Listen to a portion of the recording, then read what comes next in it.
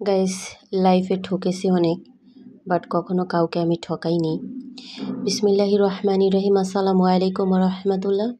Welcome back to my another video guys. তো আজ আমার রান্নার ভিডিওর সাথে আপনাদের সাথে কিছু গল্পও করতে আসলাম। তো গাইস, যে যেখান থেকে আমার ভিডিওটা দেখছেন সবাইকে অনেক ভালোবাসা, অনেক ধন্যবাদ। ভিডিওটা যদি ভালো লেগে থাকে তাহলে লাইক, কমেন্ট এবং শেয়ার করে অন্যকে দেখার সুযোগ করে দিবেন। আর যারা ফার্স্ট টাইম আমার চ্যানেলে ভিডিও দেখছেন, আমার চ্যানেলটাকে সাবস্ক্রাইব করে দিবেন, সেটা আপনাদের কাছে আমার অনুরোধ রইল।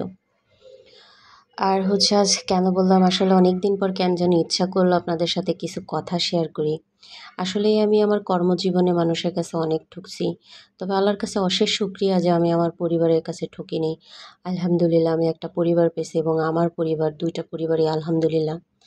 আর মনের মতো একটা পার্টনার পেয়েছি। তো আজকে আমার কেন জানি ইচ্ছা করতেছিল যে আজ কথাগুলো আপনাদের সাথে শেয়ার করি। আসলে কর্মজীবনে মানুষের এমনটাই হয়, তবে আমার সাথে যেটা হয়েছে আমার মনে হয় এরকমের কারোর সাথে হয় না। দেখা যাচ্ছে যে আপনার যখন প্রয়োজন, হ্যাঁ আপনি কিছুই জানেন না, আপনি নতুন এই সেক্টরে, তো আপনি দেখা যাচ্ছে আমার থেকে সব কিছুই জানলেন। তো ওই যে কিছু মানুষ আছে না যে ওভার অ্যাক্টিং বা ওইগুলা, তো ভাই আমি করতে পারি না। তো আমার কাছ থেকে A to Z সব কিছু জানা যখন শেষ, তখন একটু জানছে, সে মনে করছে আমি আসলে অনেক জেনে ফেলছি। তো তার কাছে তখন মনে হয়েছে না, একে আর আমার প্রয়োজন নেই।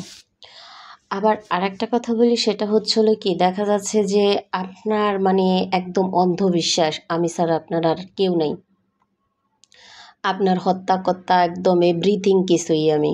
কিন্তু ওই যে যখন আপনি নিজে আকাম করে ধরা খাইবেন, তখন দোষ হবে কি, আরে না রে, এটা আমি করি নাই, ওর জন্যই মনে হয়েছে। কিন্তু নিজের দিকে কখনো সে আঙ্গুল তুলবে না।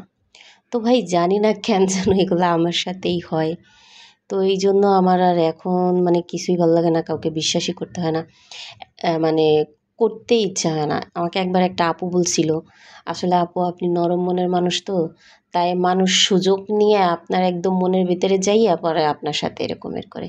আসলে মাঝে মধ্যে ওই আপুর কথাগুলো আমি মিলাই, যে কথাগুলো আসলেই সঠিক, যে একদম আমার নরম পাইয়া আমার থেকে সব কিছু জানবে, আর আমি একটুতেই কেন যেন মানুষকে বিশ্বাস করে ফেলি। এটা আমার একটা ব্যাড হ্যাবিট। হ্যাঁ, এই হ্যাবিটটা আমি আসলে চাইলেই পরিবর্তন করতে পারি না।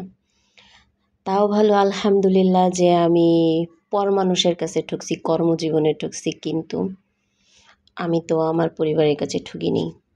আর সে মনে মনে ভাবে, বাবা না জানি কেমন আছে। আমি জানি সে লুকাই লুকাই আমার এই ভিডিওগুলো দেখে, সেও দেখে, তার আর একটা সাতচুন্নি আছে, সেও দেখে আমার এই ভিডিওগুলো দেখবে। আর বিশেষ করে আজকের ক্যাপশন দেখে তো আমার ভিডিওটা আরও দেখবে, যার জন্য বলে তাই বলছি, সাতচুন্নি তুমি আমারে ঠকাইছো, কিন্তু আসলে আমি ঠকিনি, ঠকছো তুমি। আল্লাহ আমাকে অনেক ভালো রাখছে, আলহামদুলিল্লাহ, আল্লাহ আমাকে অনেক ভালো রাখছে। আমার হাজব্যান্ডের সৎ ইনকাম, হ্যাঁ সেটা আমি খাই, এবং আমি যেটা ইনকাম করতাম সেটা হালাল, একদম হালাল, পিওর হালাল, ঠিক আছে। তো তোমার মতো আকাইম্যা টাকা না।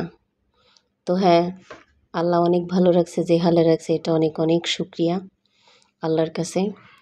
তো গাইস, আপনারা আবার কেউ কিছু মনে করবেন না, এক সাতচন্নিকে মেনশন করে আজকের ভিডিওটা করলাম।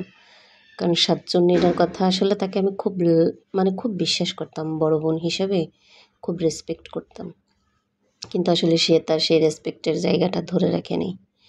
যাই হোক গাইস, ভালো থাকবেন। নেক্সট আবার অন্য কোনো ভিডিও নিয়ে চলে আসবো আপনাদের মাঝে।